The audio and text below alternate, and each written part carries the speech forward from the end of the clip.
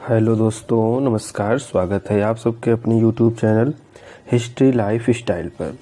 दोस्तों, आज हम लोग भारतीय संविधान और राज्य व्यवस्था के अंतर्गत कुछ ऐसे महत्वपूर्ण चीज़ों पर डिस्कस करेंगे जो कि चैप्टर वाइज है।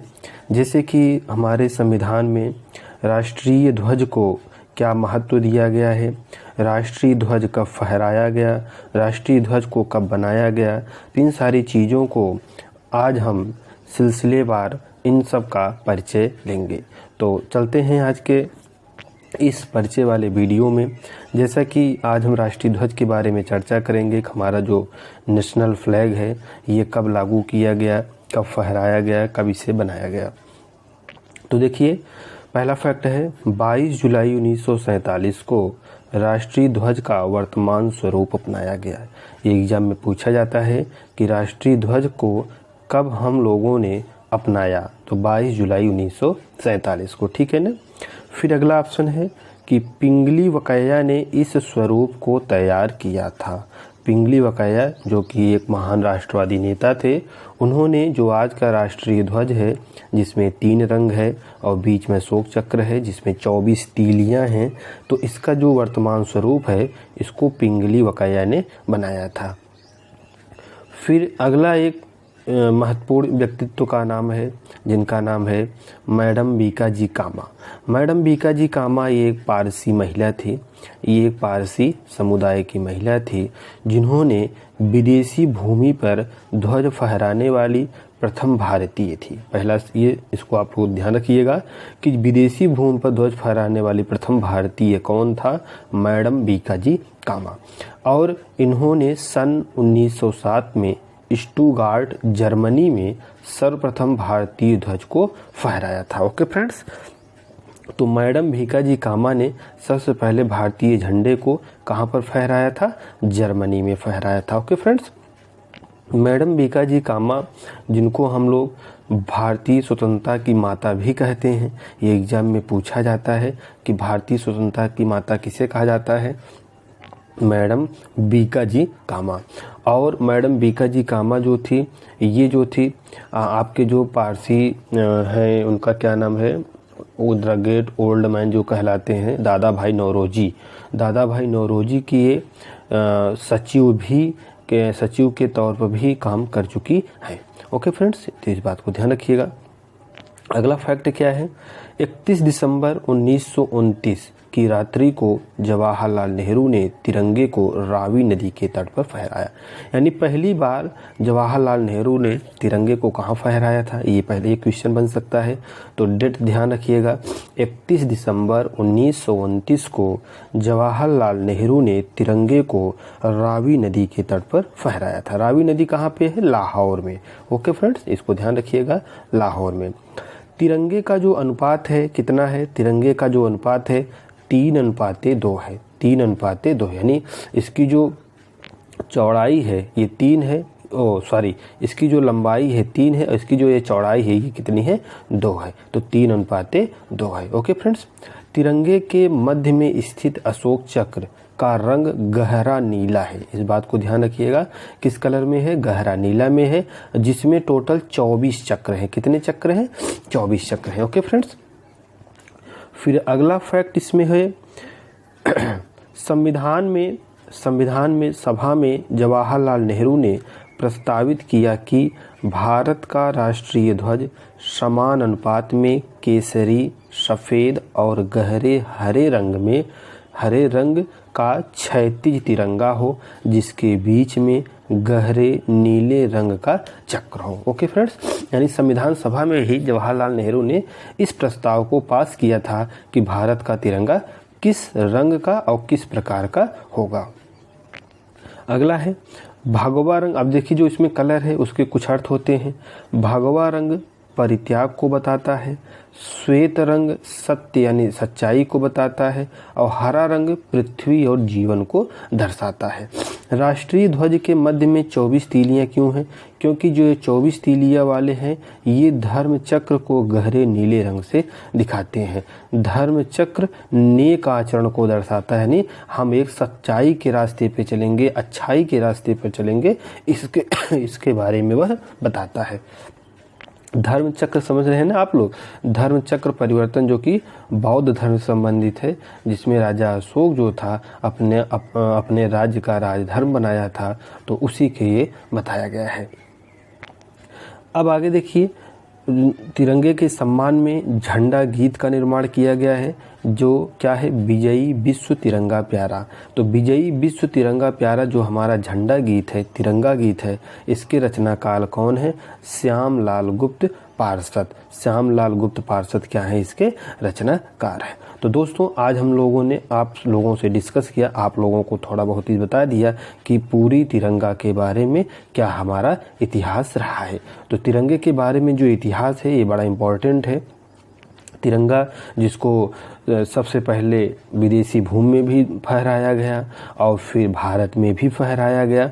सबसे पहले अगर तिरंगे का प्रारूप और भी देखें तो तिरंगे के और प्रारूप में ऐसा मिलता है कि गांधी जी ने जो तिरंगा का निर्माण किया था उसमें भी 3 रंग थे, लेकिन बीच में गांधी जी जो थे, जहाँ पे अशोक चक्र है, वहाँ पे उन्होंने चरखे को रखा था। क्या रखा था वहाँ पे, चरखे को रखा था।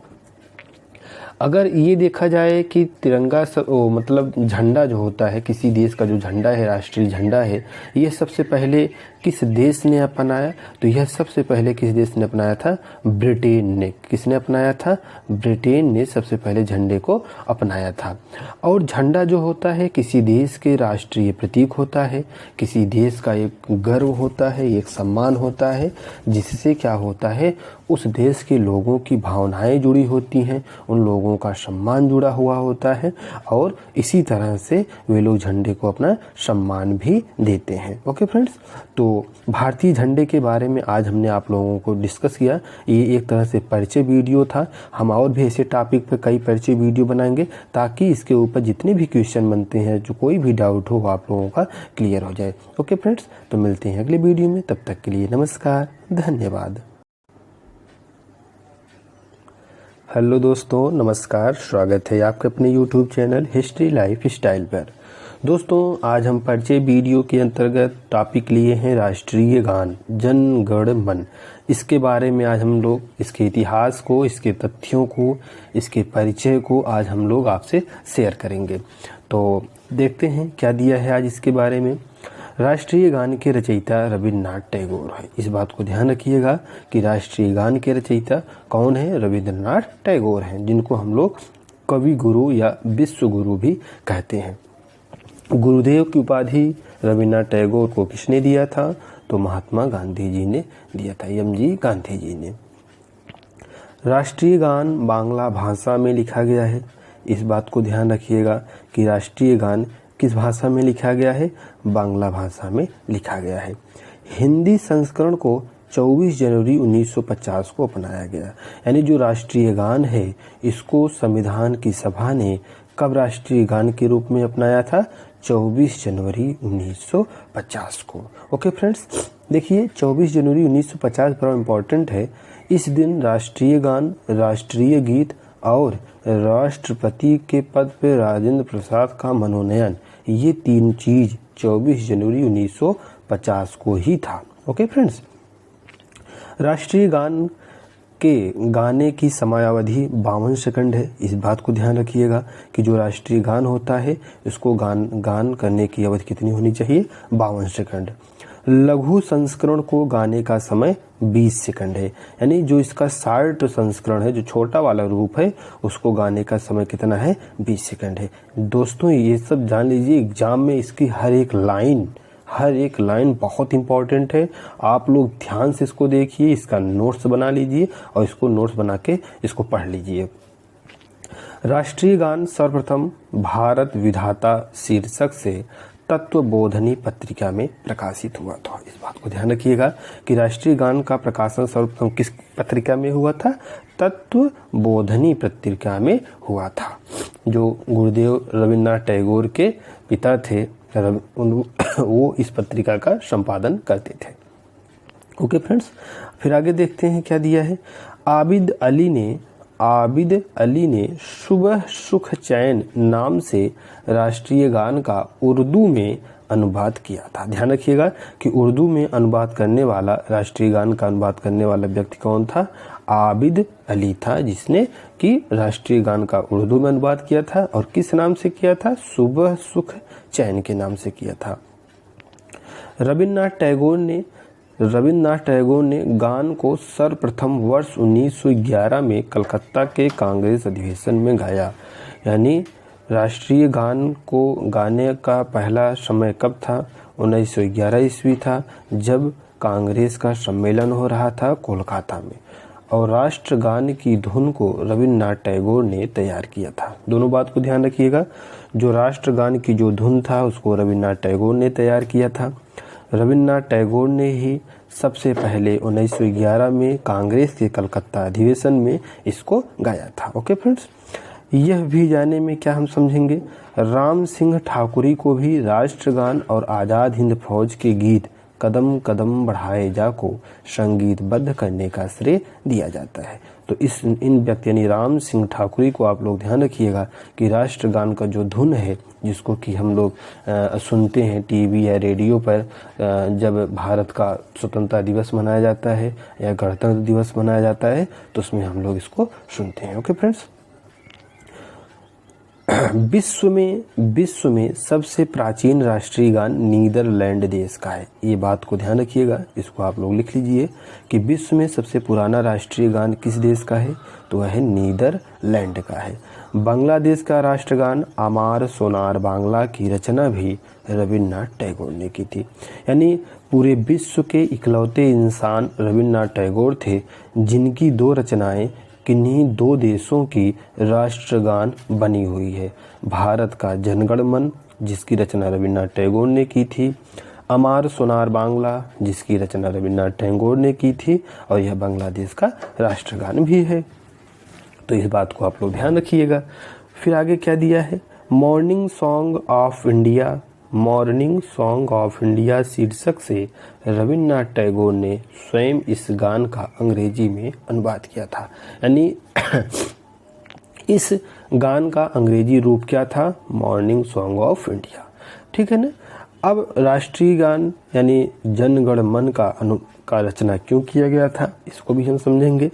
रविन्द्रनाथ टैगोर ने जनगण मन की रचना जब 1911 में प्रिंस ऑफ वेल्स का आगमन भारत में हो रहा था, तो उनके स्वागत के लिए रविन्द्रनाथ टैगोर ने इस गीत की रचना की थी। इसको ध्यान रखिएगा। अब रविन्द्रनाथ टैगोर ने इस गीत को किस में लिखा था, किस किताब में लिखा था? तो रविन्द्रनाथ टैगोर ने इस गीत को काव्यांजलि, जो गीतांजलि इनकी रचना है, जिसके लिए इन्हें 1913 ईस्वी में नोबेल पुरस्कार दिया गया था, साहित्य का नोबेल पुरस्कार दिया गया था, उस किताब में जनगण मन लिखा गया है। रविन्द्रनाथ टैगोर ऐसे पहले इंसान थे जो एशिया के पहले इंसान है जिनको नोबेल पुरस्कार प्रदान किया गया, वो भी गुलाम भारत के लोगों में से। ओके फ्रेंड्स, राष्ट्रीय गान में भारत के बारे में, भारत के जो हमारे राज्य हैं, भारत की जो नदियां हैं, भारत की जो सभ्यता है, वो संस्कृति है, उसके बारे में बड़ा अच्छा वर्णन इनके द्वारा किया गया है। तो इन सब चीज़ों को आज हमने इस परिचय वाले वीडियो में शामिल किया। आशा करते हैं वीडियो आपको ज़रूर पसंद आया होगा। तो हमारे जो नए सब्सक्राइबर हैं या जो हमारे नए दर्शक हैं, अगर वीडियो उनको पसंद आया हो तो हमारे चैनल को लाइक करिए, शेयर करिए, सब्सक्राइब करिए।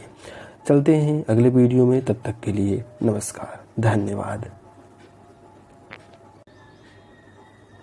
हेलो दोस्तों, नमस्कार, स्वागत है आप सबके अपने YouTube channel history life style पर। दोस्तों, आज हम लोग परिचय वीडियो के अंतर्गत प्रस्तुत करने वाले हैं राष्ट्रीय गीत, भारत का राष्ट्रीय गीत। राष्ट्रीय गीत का क्या इतिहास रहा है, राष्ट्रीय गीत का निर्माण कब किया गया, राष्ट्रीय गीत को निर्माण किसने किया, तो इन सारी चीज़ों को आज हम लोग एक एक करके समझेंगे। National song Vande Mataram. बंकिम चंद्र चटर्जी चट्टोपाध्याय ने आनंद मठ पुस्तक में राष्ट्रीय गीत का उल्लेख किया था। सबसे पहले बंकिम चंद्र चटर्जी ने आनंद मठ नामक उनकी एक किताब थी, उसमें राष्ट्रीय गीत का उल्लेख किया। गीत की जो भाषा है वो तो संस्कृत है, लेकिन जो इसकी लिपि है वो बांग्ला है। इस बात को गौर करिएगा कि जो राष्ट्रीय गीत है, जो हमारा राष्ट्रीय गीत वंदे मातरम है, वंदे मातरम सुजलाम सुफलाम मलयज शीतलाम, ये जो आपका है इसकी जो भाषा है ये संस्कृत है, लेकिन लिपि क्या है इसकी, बांग्ला है। सर्वप्रथम यह गीत बंग दर्शन नामक समाचार पत्र में प्रकाशित हुआ था। तो यह गीत सबसे पहले कहाँ पर प्रकाशित हुआ था, किस पत्रिका में, तो बंग दर्शन नामक समाचार पत्रिका में प्रकाशित हुआ था। और एक बात ध्यान रखिए कि बंकिम चंद्र चटर्जी कलकत्ता विश्वविद्यालय के प्रथम स्नातक थे। इसका मतलब ये हुआ कि बंकिम चंद्र चटर्जी पहले व्यक्ति थे जिन्होंने कलकत्ता विश्वविद्यालय से ग्रेजुएशन की डिग्री हासिल की थी। यानी ग्रेजुएशन की जो परीक्षा होती है उसको पास करने वाले पहले व्यक्ति कौन थे, आपके बंकिम चंद्र चटर्जी थे। ओके फ्रेंड्स, और क्या है इसके बारे में तथ्य, आनंद मठ पुस्तक या सन्यासी विद्रोह पर आधारित है। यानी जो इसकी काव्यात्मक पृष्ठभूमि है यह कहाँ से लिया गया है, किस जगह से लिया गया है, किसके ऊपर लिया गया है, तो यह सन्यासी विद्रोह पर आधारित है। सन्यासी विद्रोह वारेन हेस्टिंग्स के समय में हुआ था। वारेन हेस्टिंग्स समय में सन्यासी विद्रोह क्या है पहले इसको हम समझेंगे। जो हमारे भारत के प्राचीन ऋषि मुनि थे, जो भारत के प्राचीन तीर्थ स्थलों की यात्रा करते थे, प्राचीन नदियों में नहाया करते थे और देवी देवताओं की पूजा करते थे, तो वारेन हेस्टिंग्स ने क्या किया था कि तीर्थ स्थलों पर आने जाने में कर लगा दिया था, टैक्स लगा दिया था। तो उसके खिलाफ हमारे जो ऋषि मुनि थे उन्होंने विद्रोह किया। तो उनके इस विद्रोह को किस नाम से जाना गया, सन्यासी विद्रोह के नाम से जाना गया। और इस सन्यासी विद्रोह को लिपिबद्ध किया गया आनंद मठ किताब में, और आनंद मठ किताब में ही यह रचना की गई है। सन 1896 के कलकत्ता के कांग्रेस अधिवेशन में गुरु रविन्द्रनाथ टैगोर ने इस गीत को सर्वप्रथम गाया था। इस बात को ध्यान रखिएगा कि इस गीत को वंदे मातरम को गाने वाला पहला इंसान कौन था, रविन्द्रनाथ टैगोर थे। और कहाँ पर गाए थे, कलकत्ता में। कहाँ पे गाए थे, कलकत्ता में। किस ईस्वी में, 1896 ईस्वी में। सरला देवी चौधरानी ने कांग्रेस के बनारस सत्र में 1905 में गाया था। यानी पहली महिला कौन थी, सरला देवी चौधरानी। कांग्रेस ने 1937 में प्रथम 2 पैराग्राफ को राष्ट्रीय गीत के रूप में स्वीकार किया। तो यानी वंदे मातरम को राष्ट्रीय गीत कब बनाया गया, 1937 ईस्वी में। राष्ट्रीय गीत के गाने के लिए आधिकारिक समय 65 सेकंड है। कितना है मित्रों, 65 सेकंड। यानी राष्ट्रीय गीत को गाने का जो अवधि है, जो समय है, वो आपका कितना है, 65 सेकंड है। ओके फ्रेंड्स, अरविंद घोष ने वर्ष 1909 में गीत का अंग्रेजी में अनुवाद किया। ठीक है ना, इसको भी आप लोग समझिएगा। किस नाम से अंग्रेजी में अनुवाद किया था, मदर आई बो टू दी नामक शीर्षक से किया था। किसने किया था, अरविंद घोष ने किया था। कब किया था, 1909 ईस्वी में किया था। किस नाम से किया था, मदर आई बो टू दी। और यह किस भाषा में किया था, तो अंग्रेजी भाषा में किया था। अरविंद घोष ने बंकिम चंद्र चटर्जी को ऋषि उपनाम से संबोधित किया है। यानी कि अरविंद घोष ने ही बंकिम चंद्र चटर्जी को ऋषि उपनाम दिया था।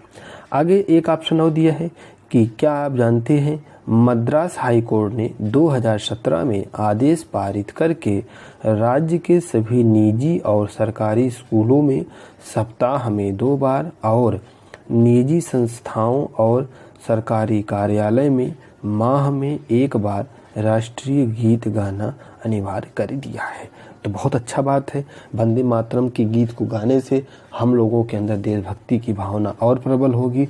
हमारे जो बच्चे हैं, जो नई पीढ़ी के व्यक्ति हैं, वे इसके बारे में जान सकेंगे, इसके इतिहास के बारे में जान सकेंगे, इसका क्यों प्रयोग किया जाता है उसके बारे में ये लोग जान सकेंगे। तो ये बिल्कुल बहुत ही आवश्यक है कि हम अपने बच्चों को, अपनी आने वाली पीढ़ियों को इन सब चीज़ों के बारे में बताएं जो हमारे राष्ट्रीय धरोहर हैं और राष्ट्रीय गर्व का विषय भी है। तो इसी तरह से हमने आज राष्ट्रीय गीत के टॉपिक को शामिल किया। आशा करते हैं आप लोगों को वीडियो बहुत अच्छा लगा होगा।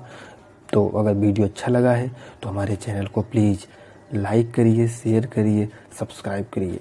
मिलते हैं अगले वीडियो में, तब तक के लिए नमस्कार, धन्यवाद।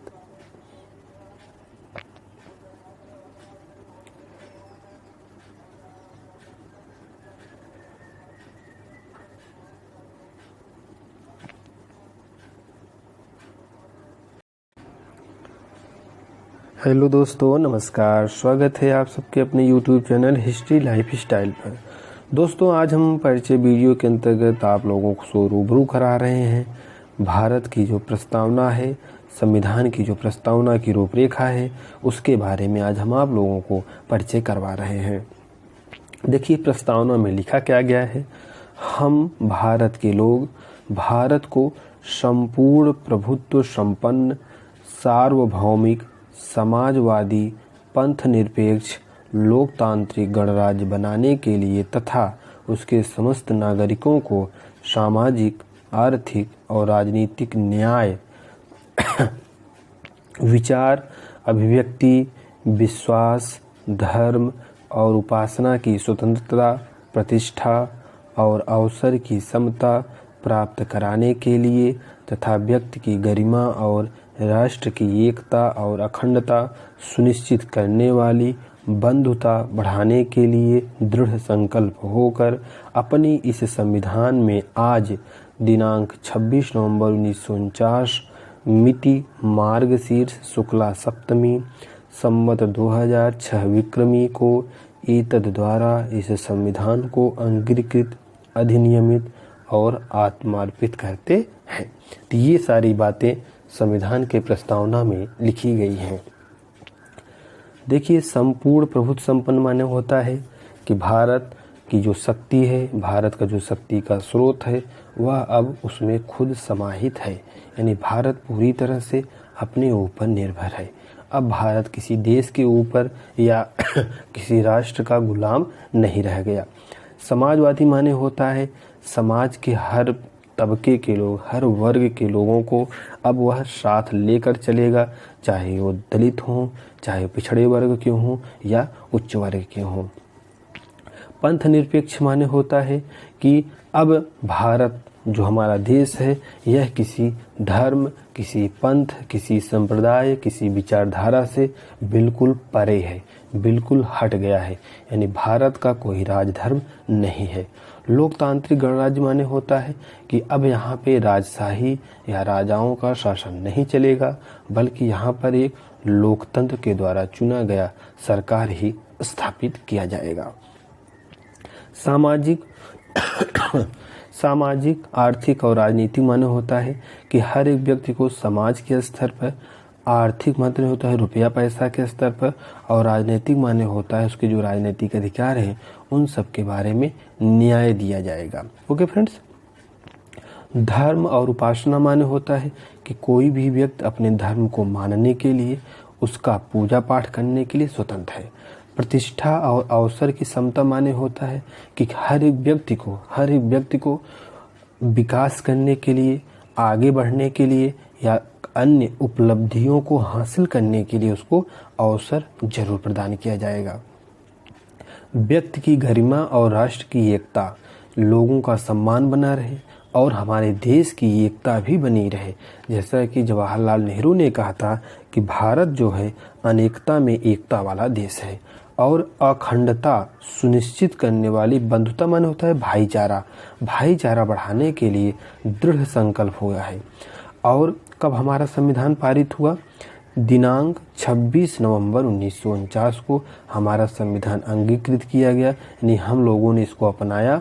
अधिनियमित माने नियम से बनाया गया, आत्मार्पित माने खुद को हम लोग समर्पित कर रहे हैं। यानी कि कोई हमें दूसरा व्यक्ति यानी कोई थर्ड पर्सन या कोई थर्ड देश हमें नहीं दिया है, बल्कि इसको हमने खुद आत्मर्पित कर रहे हैं, खुद इसको स्वीकार कर रहे हैं। ठीक है ना।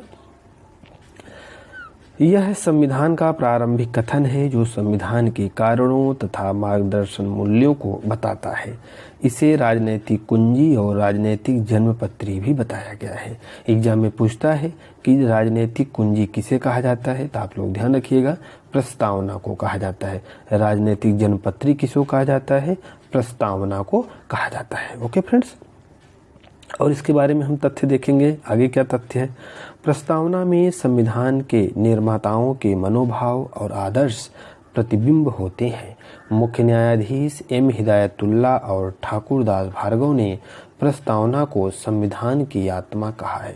ठीक है, संविधान की आत्मा कहा है। कौन कौन कहा है?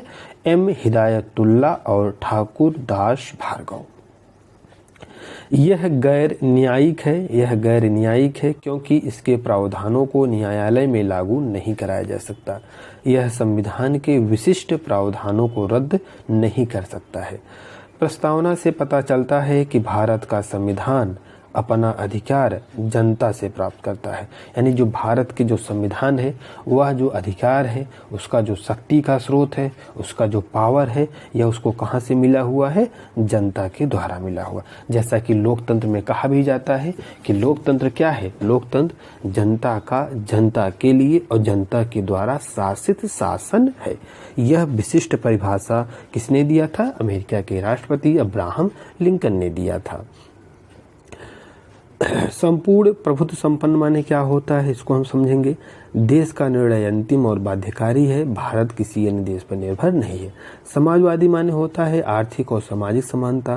पंथ निरपेक्ष या धर्म निरपेक्ष माने होता है कि देश में सभी धर्म समान हैं, उन्हें राज्य का कोई समर्थन नहीं है, अर्थात राज्य का कोई पंथ या विचार बिल्कुल भी नहीं है। लोकतांत्रिक माने होता है कि सर्वोच्च शक्ति जनता के पास है। गणतंत्र माने होता है कि राष्ट्र अध्यक्ष जो होगा उसका अब चुनाव किया जाएगा, न कि वह आनुवांशिक रूप से चुना जाएगा। प्रस्तावना में केवल एक बार 42वें संविधान संशोधन 1976 के द्वारा संशोधन किया गया है। इस बात को खूब गौर से देखिएगा कि प्रस्तावना में अब तक एक बार संशोधन किया गया है। कब किया गया था? 1976 में। किस यानी कौन सा संशोधन था वो? आपका 42वां संशोधन था। क्या उसमें किया गया? 3 वाक्य जोड़ा गया। कौन कौन सा? पंथ निरपेक्ष, समाजवाद और अखंडता। ये 3 शब्द इसमें जोड़े गए हैं प्रस्तावना में। प्रस्तावना के जिन आदर्शों और उद्देश्यों की रूपरेखा दी गई है, उनकी व्याख्या मूल अधिकारों, राज्य के नीति निर्देशक सिद्धांतों एवं मौलिक कर्तव्यों के अध्याय में किया गया है। अब आगे क्या है? केशवानंद भारती बनाम केरल राज्य केस 1973 में उच्चतम न्यायालय ने प्रस्तावना को भारत के संविधान का हिस्सा घोषित किया। इस केस द्वारा मूल ढांचा सिद्धांत का प्रतिपादन किया गया। इसके अनुसार संसद को संविधान के किसी भी भाग में संशोधन का अधिकार है, परंतु मूल ढांचे में संशोधन का अधिकार नहीं होगा। ठीक है, यह फैसला जो था 7-6 से सुनाया गया। मतलब 7 न्यायाधीश एक तरफ से, 6 न्यायाधीश एक तरफ थे। MSR बोम्मोई बनाम भारत संघ केस 1994, इसमें प्रस्तावना को संविधान के मूल ढांचे का हिस्सा माना गया था। तो दोस्तों, ये थे प्रस्तावना के बारे में ऐसे चीज़ें जो कि एग्जाम में बार बार पूछे जाते हैं, जिसको आज हमने परिचय वीडियो के अंतर्गत शामिल किया। आशा करते हैं आप लोगों को वीडियो बहुत पसंद आया होगा। यदि वीडियो पसंद आया होगा, चैनल को लाइक करिए, शेयर करिए, सब्सक्राइब करिए। मिलते हैं आप लोगों से अगले वीडियो में। तब तक के लिए इजाज़त दीजिए। धन्यवाद। नमस्कार।